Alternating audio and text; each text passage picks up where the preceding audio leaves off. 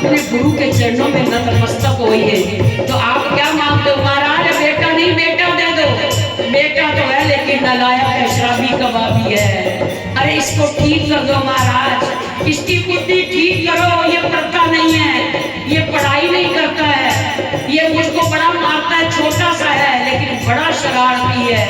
ऐसी ऐसी बातें संतों के पास जाकर के कहते हैं। लेकिन हमारे ग्रंथ, हमारे महापुरुष कहते हैं संतों का एक भी क्षण बर्बाद नहीं करना चाहिए। संतों के पास अगर आप जाते हो, उनका समय बर्बाद ना करो। संतों के पास यदि आप जाते हो तो आप प्रश्न कीजिए, हे गुरुदेव हमारे हृदय में भक्ति आए, हमारा पूरा परिवार भजन करे, भक्ति संबंधी, भजन संबंधी प्रभु की चर्चा, ऐसी कोई चर्चा शुरुआत कर दो जिससे संत रीझ जाए। अब देखो सूत जी महाराज, कल आप सुन रहे थे, निवेदन कर रहे शौनक जी, रो रो करके प्रार्थना की है। जब रोए तब सूत जी ने अपनी बात प्रारंभ की कि मैं तुमको कथा सुनाता हूँ, भागवती कथा चर्चा मैं आपको सुनाता हूँ, मैं तुमको कथा सुनाने के लिए ही आया हूँ। तुम लोगों ने तो इतना सस्ता संतों को मान लिया कि संतों के पास जाकर के और चर्चा होने लग जाती, और बातें हो जाती हैं, और संत अपना जो भीतर भीतर आनंद ले रहे हैं उस आनंद को छोड़ करके तुम्हारी दुखड़े सुनने लग जाते हैं। इन दुखड़ों को रहने दो, पूर्वकृत किए प्रारब्ध है और उस प्रारब्ध को भोगना पड़ेगा। जो भी अच्छा बुरा है मिला है, बस अपना प्रारब्ध मान करके अब जो पिछड़ा हुआ अब भोग रहे हैं, लेकिन अब तो अपनी जाने की तैयारी करो। ये जाने की तैयारी है, अमर कथा सुनो। जगदम्बा पार्वती भोलेनाथ से बार बार निवेदन कर रही है, इस अमर कथा को आपने छिपा लिया मुझसे, मुझको सुनाइए, क्यों नहीं सुनाई?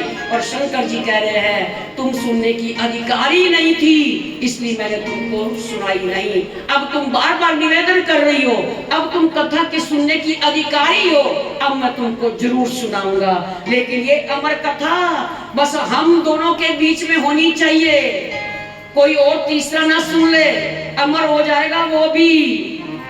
जगदम्बा पार्वती कहती है चलो प्रभु एकांत में चलते हैं। उसी समय वट वृक्ष के नीचे घोर जंगल, घने जंगल में जगदम्बा पार्वती और भोलेनाथ जाते हैं। और उसी समय शंकर जी ने अपना डमरू बजाना प्रारंभ किया। डमरू बजाया शंकर जी ने, जिससे जितने भी और पशु पक्षी, जितने भी प्राणी हैं, डमरू की आवाज सुन करके सब वहां से भाग जाए।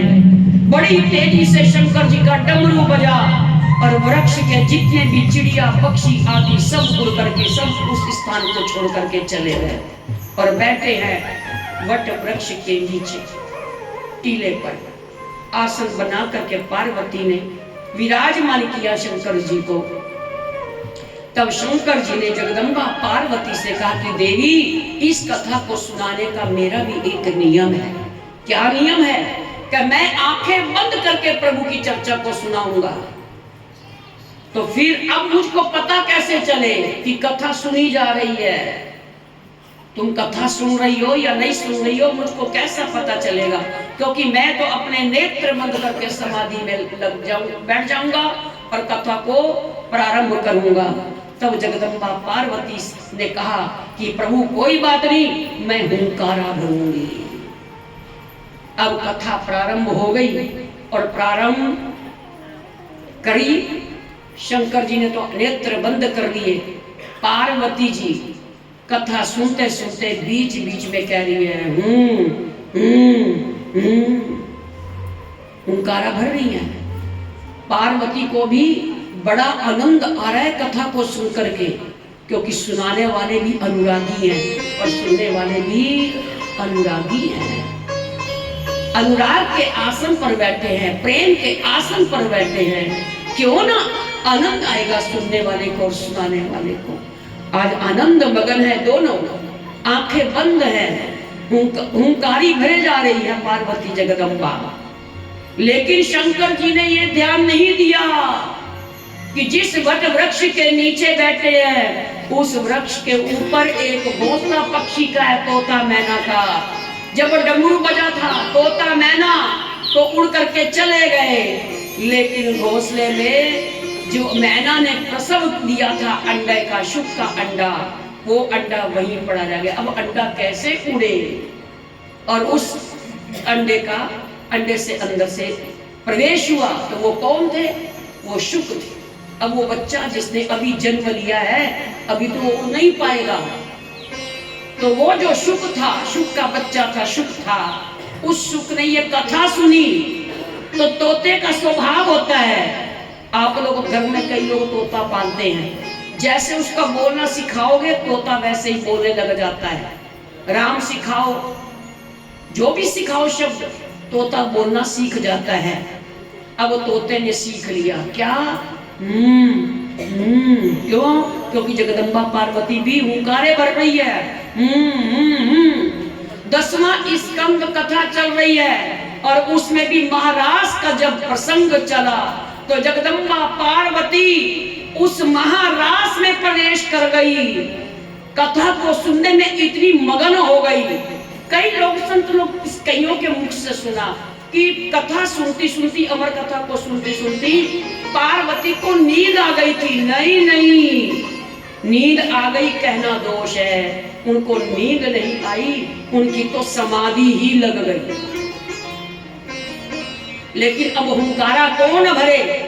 तो इतने दिनों से तोता भी सुन रहा है, अब वो हुंकारा कौन भर रहा है? तोता हूं कर रहा है। पार्वती जगदम्बा तो समाधि में चली गई और उस महाराज का आनंद ले रही है जगदम्बा पार्वती, और इधर हूं हो रही है।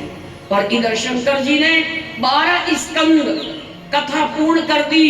जो ही जयकारा बोला, बोलो भागवत महापुराण की, अमर कथा की जय जयकार बोले। और जब जय जयकारे बोले, उसी समय जगदम्बा पार्वती के नेत्र खुले हैं, दाएं बाएं देखा, कथा पूर्ण हो गई।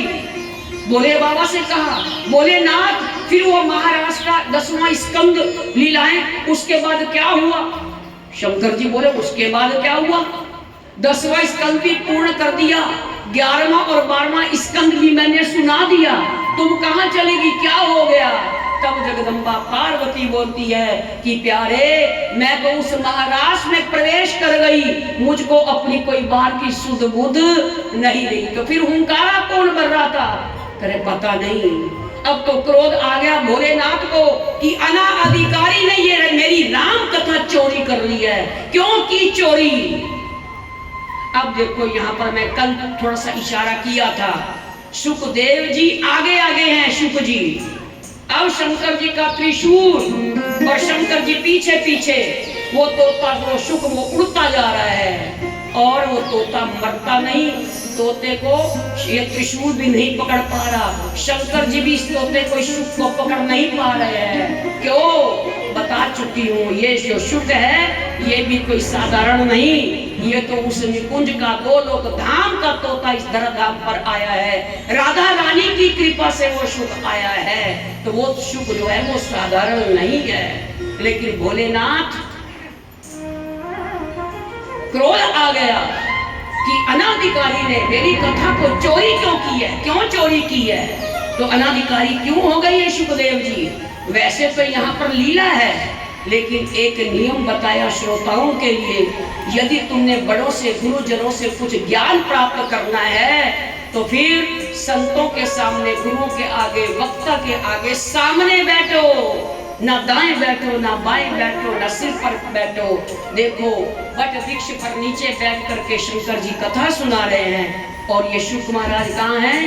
वृक्ष के ऊपर सिर पर बैठे हैं, वक्ता के सिर पर बैठे हैं। साधारणतः इस लीला को अगर देखें यहाँ की धराधाम की लीला के अनुसार, तो शुक जी से ये अपराध हुआ, क्योंकि कथा का सुनने का अधिकारी तो सामने बैठ करके होना चाहिए। जो ज्ञान प्राप्त करना है तो दीनहीन होकर के नीचे आसन पर बैठना चाहिए, लेकिन शुक बैठे हैं ऊपर, क्योंकि पक्षी हैं, वो पक्षी रूप में आए हैं। तो इस प्रकार से वो शुक आगे आगे और पीछे पीछे शंकर जी का त्रिशूल है और शंकर जी हैं। चोरी से कथा किसने सुनी? ये कौन है। और उड़ते उड़ते उड़ते उड़ते वो शुक जी पहुंच गए बद्रिका आश्रम, वेद व्यास जी की जहां आश्रम था। और उस वेद व्यास जी की पत्नी बटिका जो अभी अभी प्रातः स्नान करके पर्वत के ऊपर खड़ी होकर के अपने बालों को सुखा रही थी, जब आई आई जो ही मुंह खुला तो वो जो शुक था बटिका के गर्भ में चला गया। मुख के द्वार से बटिका के गर्भ में चला गया। शंकर जी क्रोध में पीछे पीछे हैं। वेद व्यास जी भजन में बैठे थे, बैठे बैठे देखा कि बटिका के गर्भ में कोई अलौकिक कोई पक्षी है, बटिका के वृक्ष में चला गया है। और जो ही दृष्टि गई तो पीछे पीछे शंकर जी हैं। शंकर जी को देख के अति प्रसन्न हुए वेद व्यास जी कि अहो धन्य भाग है, आज मेरी कुटिया पे भोलेनाथ आया है, भोले बाबा आए हैं। आरती करूं, वंदन करूं, चरण प्रक्षालन करूं, इनके चरणों को धोऊं, लेकिन कहां इस बंधन को स्वीकार करें। शंकर जी क्रोध से भरे हैं।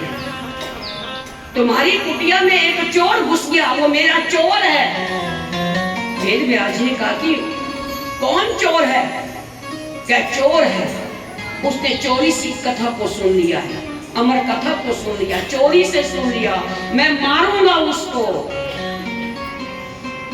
वेद व्यास जी ने कहा भोलेनाथ मारते हो तो मार लो, लेकिन कैसे मारोगे? वो तो बटिका की मेरे पत्नी के गर्भ में चला गया, कोई अलौकिक पक्षी है, बटिका के वृक्ष में चला गया, गर्भ में चला गया है। अब कैसे मारोगे उस सुख को, उस पक्षी को? पहले बटिका को मारोगे, उसका वध करोगे, तभी तो उस पक्षी का भी वध होगा। भोलेनाथ सच्ची में तुमको भोला कहते ना लोग, भोले बाबा भोलेनाथ, तो तुम भोले ही हो। कहे कैसे मैं भोला हूं? कहे जब तुमने अमर कथा सुनाई और आप कहते हो मेरी अमर कथा चोरी हो गई, जो सुन लेता वो अमर हो जाता, वो मरता नहीं है। तो इस पक्षी ने, अलौकिक पक्षी ने अगर तुम्हारी इस अमर कथा को सुन लिया तो फिर उसको मारने दौड़ रहे हो, मरेगा क्या? और अगर वो मर गया, आप मार रहे हो, फिर तुम्हारी कथा अमर कथा नहीं होगी, फिर तुम्हारी कथा तो मरण कथा हो गई। सच्ची में तुम बिल्कुल भोले ही हो, इसलिए भक्तों ने आपका नाम भोले बाबा रखा है। अब भोले बाबा नेत्र जो ही बंद करते हैं और वेद व्यास जी इधर बता रहे हैं कि क्या वो जो पक्षी है वो इतना बलशाली है, आपका त्रिशूल भी उसका कुछ नहीं बिगाड़ पाया, आप भी उसका कुछ नहीं बिगाड़ पाए। आप त्रिलोकीनाथ, एक पलक झपके तो सारी धरती में प्रलय आ जाए। आप समझ नहीं पा रहे, सचमुच आप भोले हो। वो कोई अलौकिक पक्षी है, कोई साधारण नहीं है। वेद व्यास जी ज्ञान दे रहे हैं यहाँ पर। और इधर जो ही इतनी बात सुनी वेद व्यास जी की, तो शंकर जी ने जो ही समाधि लगाई, नेत्र मंद किए, तो वृंदावन गोलोक धाम का दृश्य सामने प्रकट हो गया। ये कोई साधारण सुख नहीं है, ये लीला सुख है, गोलोक धाम का ये राधा रानी का सुख है। अब तो सुख को, उस अलौकिक पक्षी को आशीर्वाद लेकर के गए हैं कि जो भी तुमने कथा को सुना है, इस अमर कथा को सुना है, इस अमर कथा का गान और पान करना, आशीर्वाद देकर के शंकर जी वहां से लौट जाते हैं। और इधर ये शुक 1 साल नहीं, 2 साल नहीं, 3 साल नहीं, 4 वर्ष नहीं, 12 साल हो गए, मां के गर्भ से बाहर आ ही नहीं रहा, ये बालक जन्म नहीं ले रहा। और वेद व्यास जी अति प्रसन्न है कि मेरे घर में संतान नहीं है, कृपा हुई, पर ये बालक जन्म नहीं लेता। पत्नी को अधिक कष्ट हो रहा है। यहां तक कि वेद व्यास जी जो भी ग्रंथों का पठन पाठन करते, ये जो शुक था ये मां के बटिका के गर्भ में बैठ करके उसका पाठ किया करता था। वेद व्यास जी कई बार कहते, लाला क्या तुम मां के गर्भ में बैठ करके सारे ग्रंथों का पाठन करोगे? हाँ पिताजी, मैं इस गर्भ से बाहर नहीं आऊंगा, बड़े उदास चित्त वेद व्यास जी। अचानक से नारद जी आए, उदासी का कारण पूछा। अब क्या हुआ, क्यों उदास हो? वेद व्यास जी ने उदासी का कारण पूछा। कहा कि बटिका के गर्भ में कोई अलौकिक शक्ति वाला कोई जीव है। 12 साल हो गए हैं, मां के गर्भ से बाहर आता नहीं है वो बालक। बुलाते हैं तो बाहर आता ही नहीं है। आज नारद जी के सामने भी पिताजी कह रहे हैं, जो गर्भ में बालक है, जो शुक जी हैं, उसको पुकार रहे हैं, आजा बेटा बाहर। अपनी मां को इतना दुख क्यों देता है? लेकिन शुक मां के गर्भ में बैठ करके क्या कह रहा है? मैं तो बाहर नहीं तात आऊंगा, मैं तो बाहर नहीं तात आऊंगा, गर्भ में रह के हरि गुण गाऊंगा, गर्भ में रह के हरि गुण गाऊंगा। मैं तो बाहर नहीं तात आऊंगा, मैं तो बाहर नहीं तात जाऊंगा, गर्भ में रह के हरि गुण गाऊंगा, गर्भ में रह के हरि गुण गाऊंगा।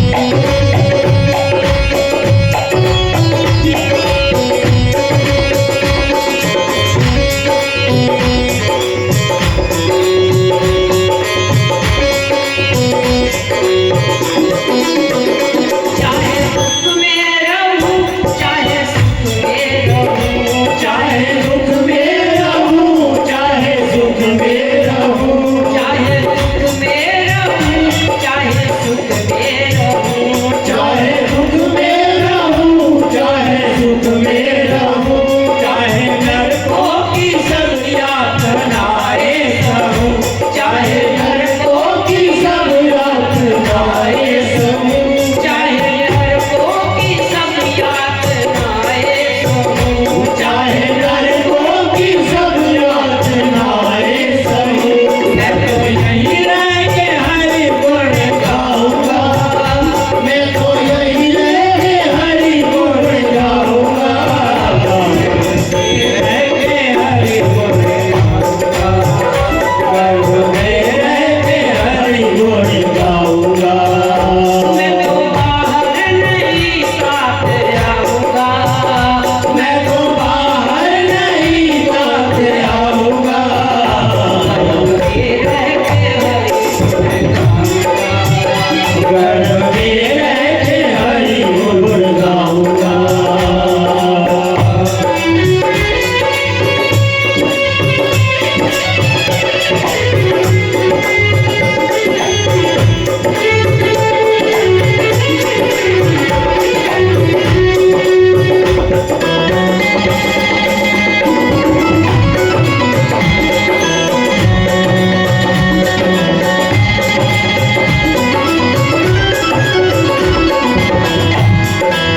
ऐसा कोई अलौकिक बालक है नारद जी, आपने अब सुन लिया ना, ये माँ के गर्भ से बाहर नहीं आ रहा है।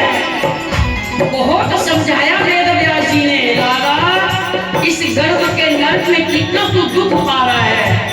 लेकिन ये बालक कह रहा है, शुक जी कह रहे हैं, मुझको ये नरकों वाला दुख भी स्वीकार है, क्योंकि यहाँ पर इस गर्भ के नर्क में मुझको नर्क नहीं लगता, यहाँ पर मुझको कोई दुख नहीं लग रहा। क्यों? क्योंकि यहाँ पर मैं दिन रात अपने हरि के गुण गाता हूँ और हरि के चरणों में बैठा हूँ। यहाँ पर मुझको कोई भी न दुख न सुख व्यापा है, इसलिए मैं तो यही बैठ करके हरि के गुण गाऊंगा। देखो ये कोई साधारण नहीं है, ये लीला शुक है, गोलोक धाम में ये शुक है।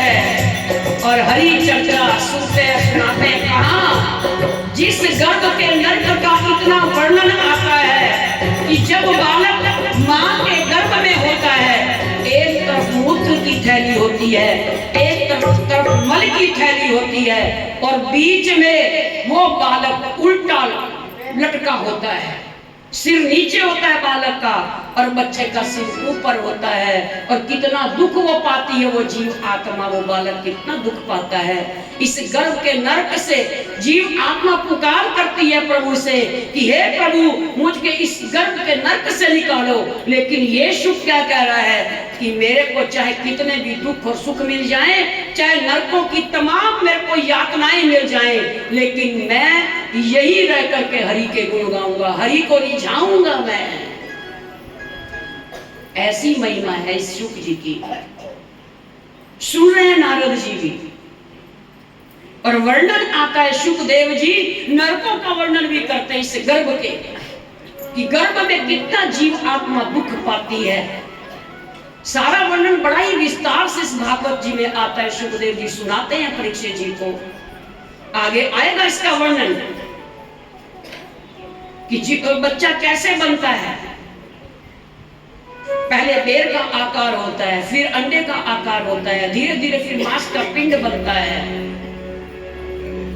फिर तीसरे चौथे महीने में हाथ पैर रोम अस्थियां आदि बन जाती है। पांचवें छठे महीने में जीव आत्मा भी अंदर प्रवेश कर जाती है। फिर उस बालक को बच्चे को भूख लगती है, और इधर बाहर माँ, ये तो भीतर की हुई बात, उल्टी लटका है वो बालक बच्चा, रोता है। 7वें 8वें महीने में तो बालक बार बार निवेदन करता है कि प्रभु मुझको इस गर्भ के नरक से निकालो।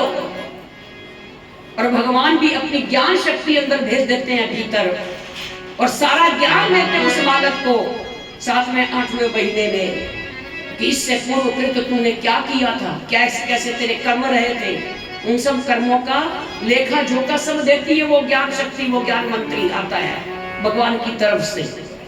और फिर जब बार बार निवेदन करता है वो जीव आत्मा निवेदन करती है, तो 9वें 10वें महीने फिर उस संतान का जन्म होता है। भगवान भी उस समय कहते हैं, अरे मूर्ख, तू कितनी बार माँ के गर्भ में आया था, तूने हर बार जितनी बार तू माँ के गर्भ में आया, इस नरक में आया, तू निवेदन करता रहा। अब मैं नहीं गलत कार्य करूंगा, अब तो मैं भजन करूंगा, बाहर मुझको इस नरक से निकाल दे। तू मक्कारी करता है। लेकिन फिर भगवान को जब बार बार वो जीव आत्मा निवेदन करती है कि इस गर्भ के नरक से मुझको बाहर निकालो, तब फिर भगवान को दया आ जाती है, मूर्ख, इस बार फिर तुझको अवसर दे देता हूँ, जा इस नरक से बाहर निकालता हूँ। और जन्म लेते ही बालक रोता है। वो क्यों रोता है? संसार की दृष्टि से बालक जन्म लेते ही बालक को रोना चाहिए।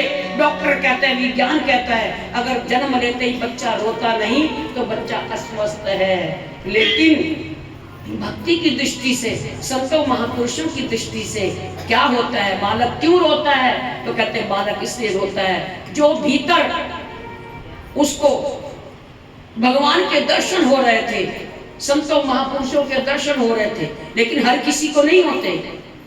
उसके पाप पुण्यों के अनुसार ही उस जीव आत्मा को सब भीतर ही भीतर मिलता है, दिखता है। फिर वो बच्चा रोता है। अब रो करके क्या कहते हैं, और दुनिया वाले क्या कहते हैं, ये मेरा भतीजा है, ये मेरा पोता है, ये मेरा भांजा है, ये मेरा बेटा हुआ है।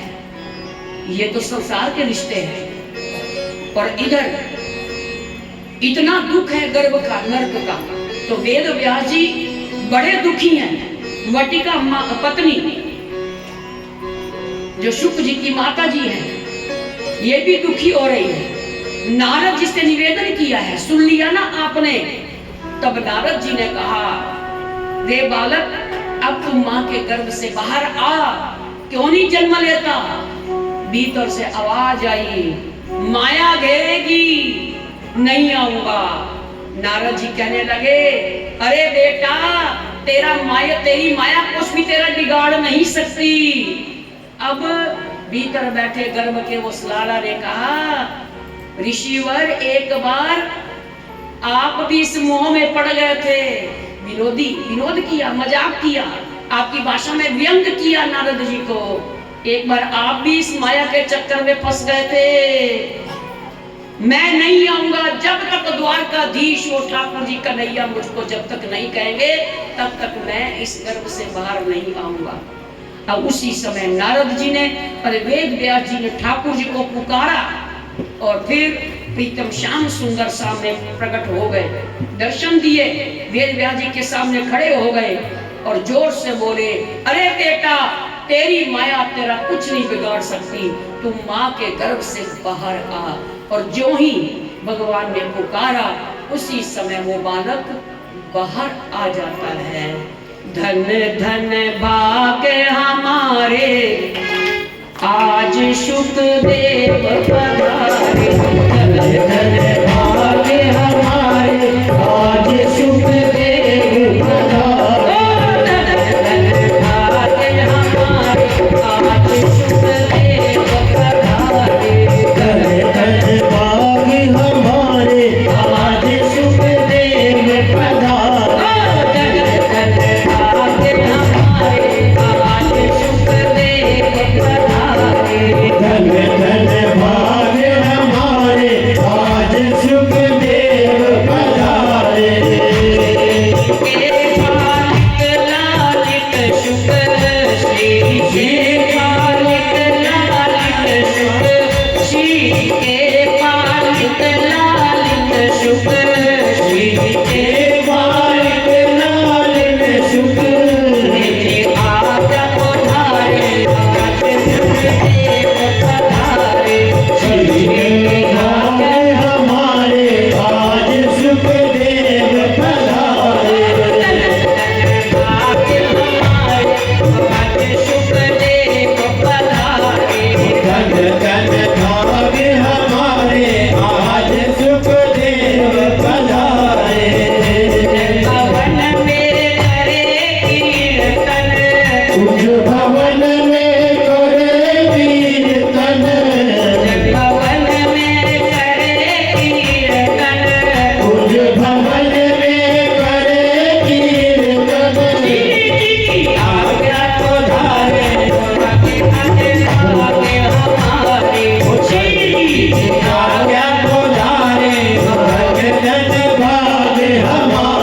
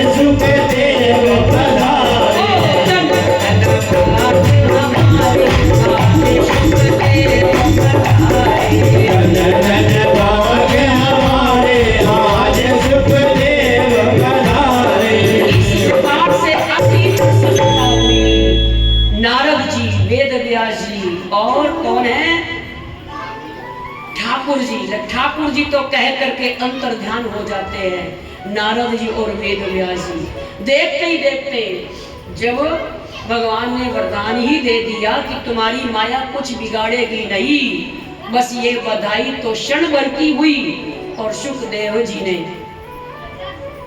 अपना दंड कमंडल उठाया कोई वस्त्र भी धारण नहीं किया, अभी नाड़ू भी नहीं कटा है, सुखदेव जी का जन्म संस्कार भी नहीं हुआ है, और कैसे चल दिए, सबका त्याग करके वैरागी बन करके और जंगल की ओर चल दिए।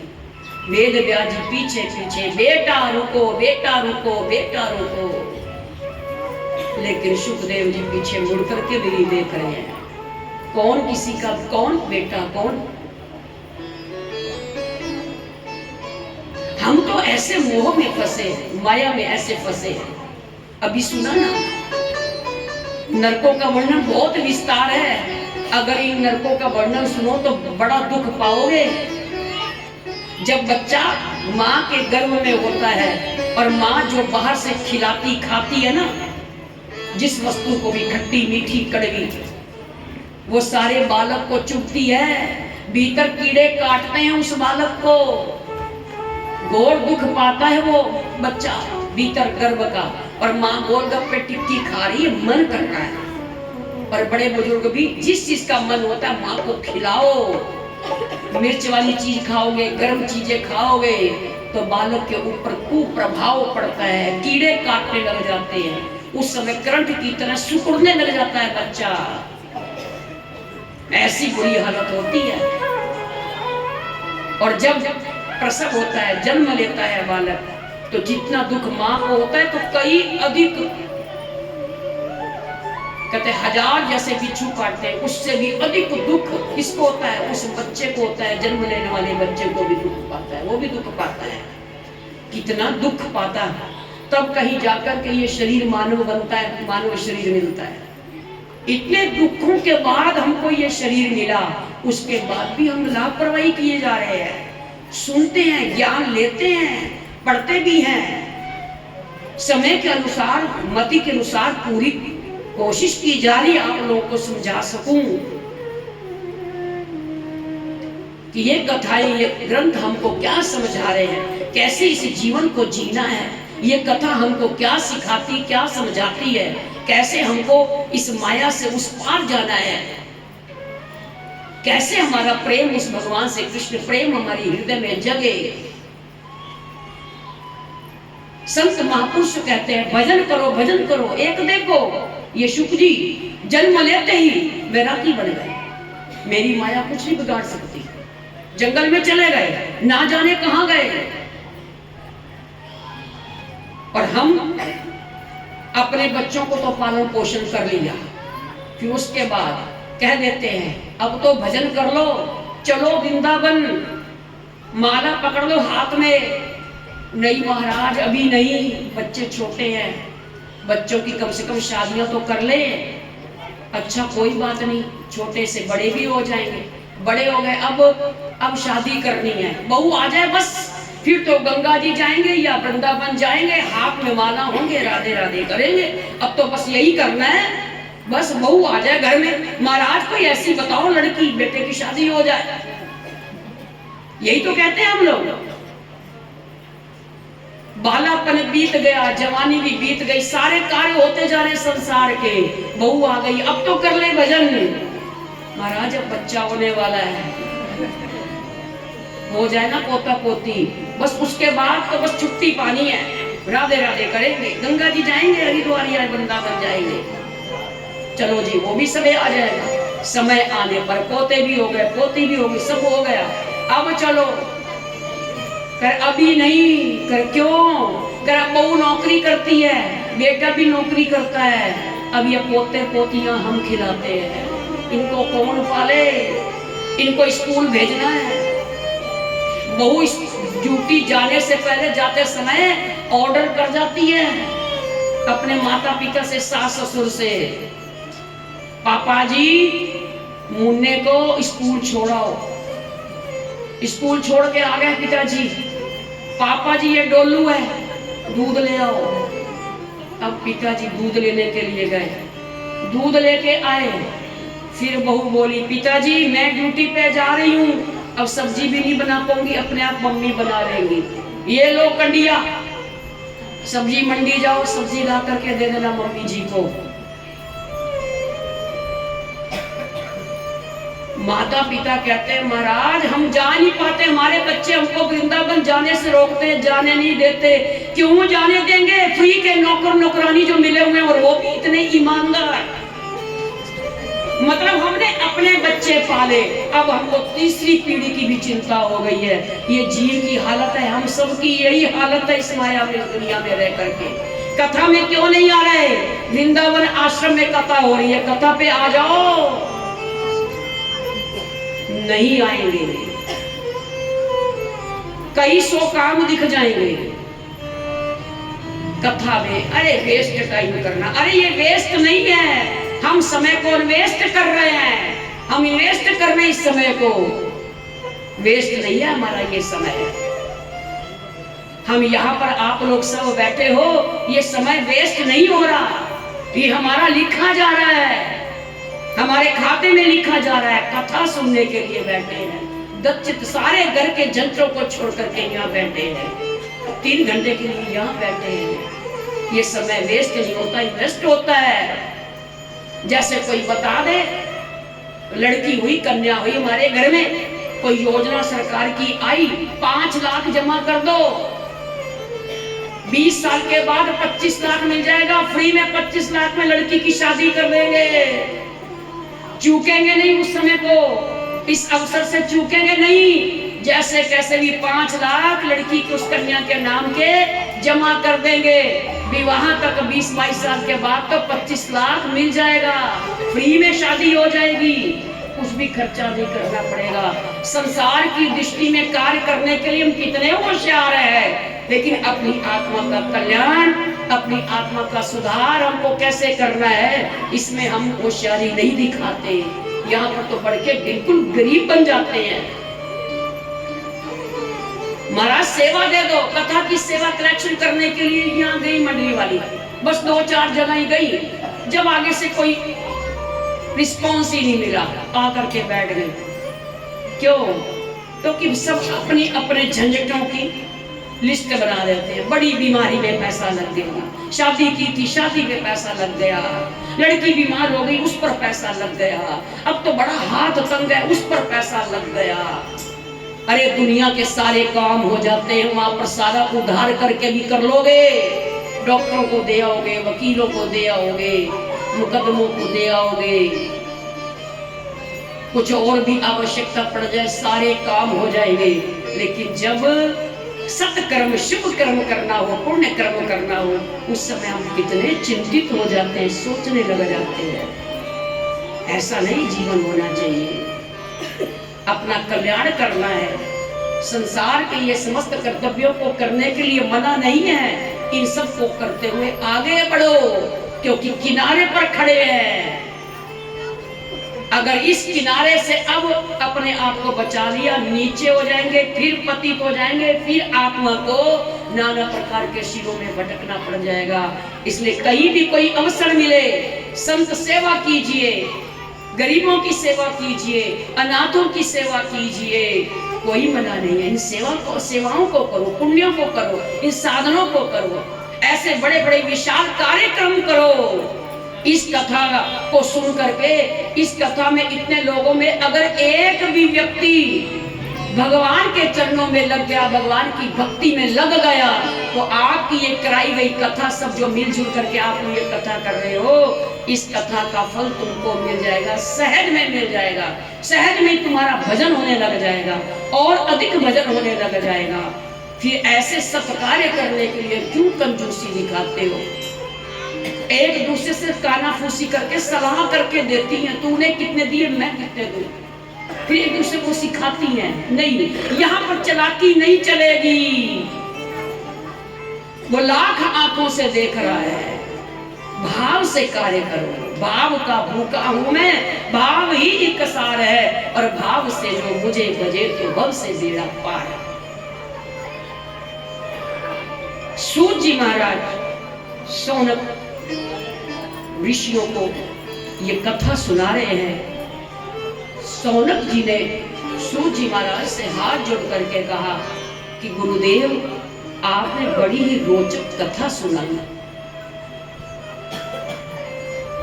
सुखदेव जी का परिचय आपने सुनाया, अब आगे वेद व्यास जी ने फिर ये सुखदेव जी को ज्ञान कैसे दिया, महाराज परीक्षित और सुखदेव जी का मिलन कैसे हुआ, इन चरित्रों को भी आप सुनाइए।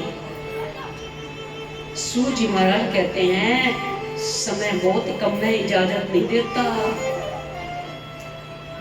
यद्यपि सुखदेव जी अब आगे जा रहे हैं जंगल की ओर, और पीछे पीछे वेद व्यास जी हैं, पिताजी हैं, और बेटा बेटा कह करके कह रहे रुको रुको, मेरे घर में अंधेरा किए जा रहे हो।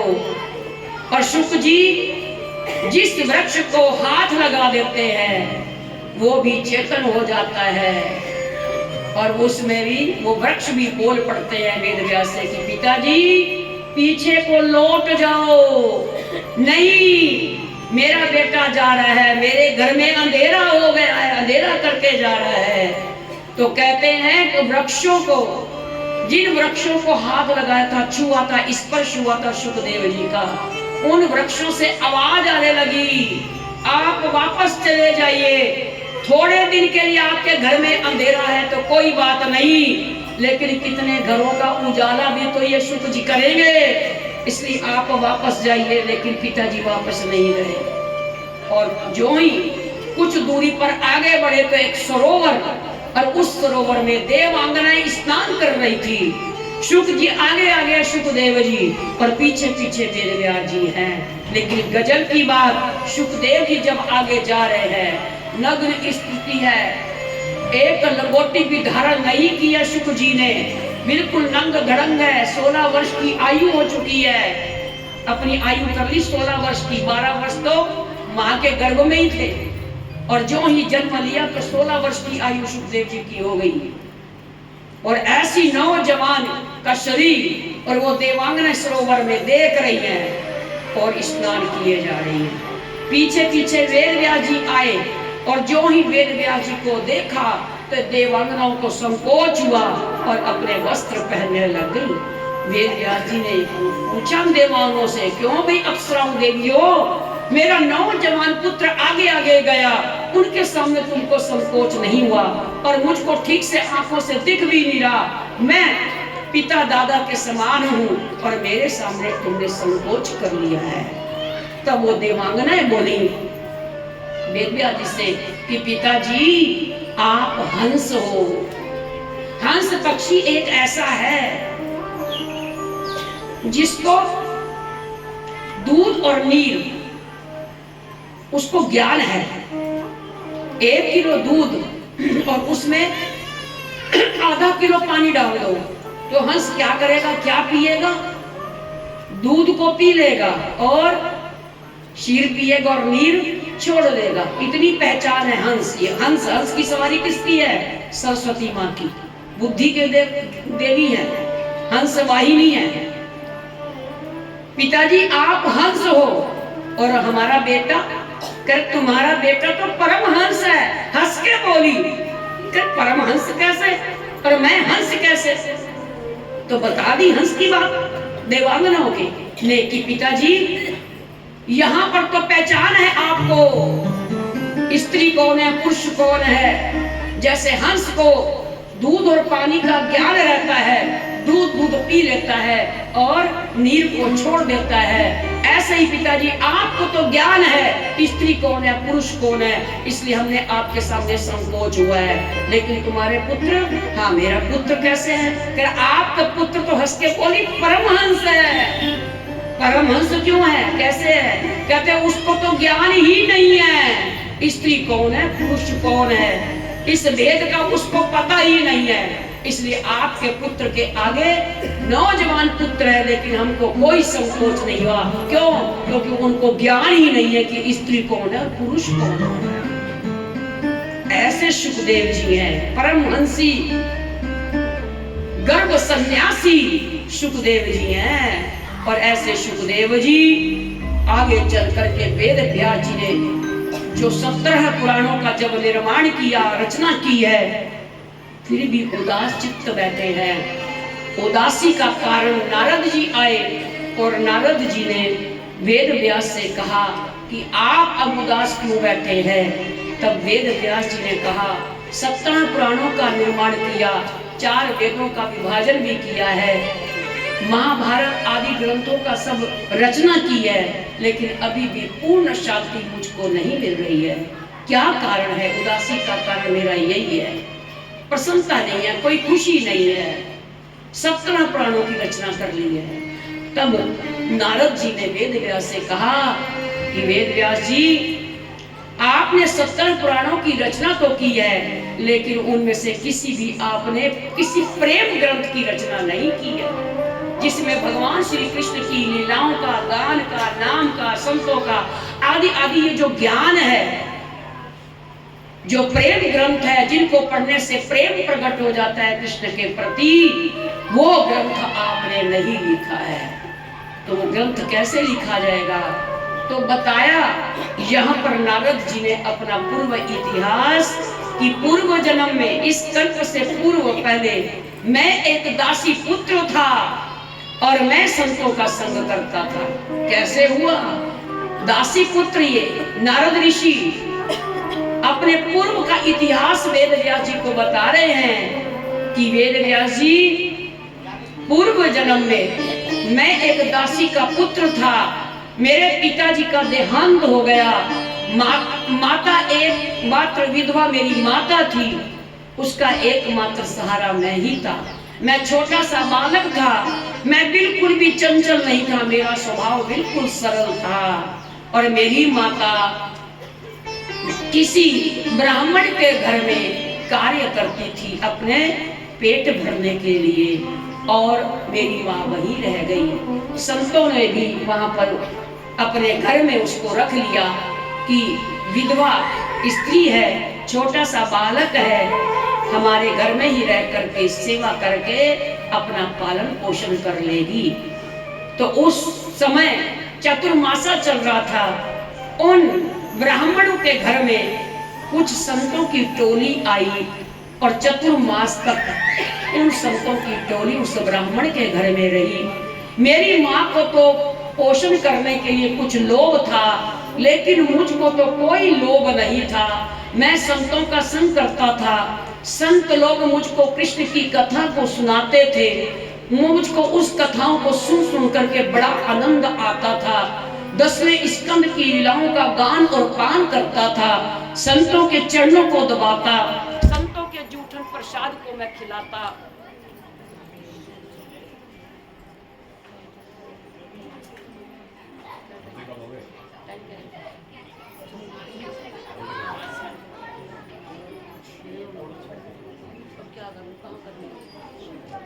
बोलो श्री मां के बिहारी लाल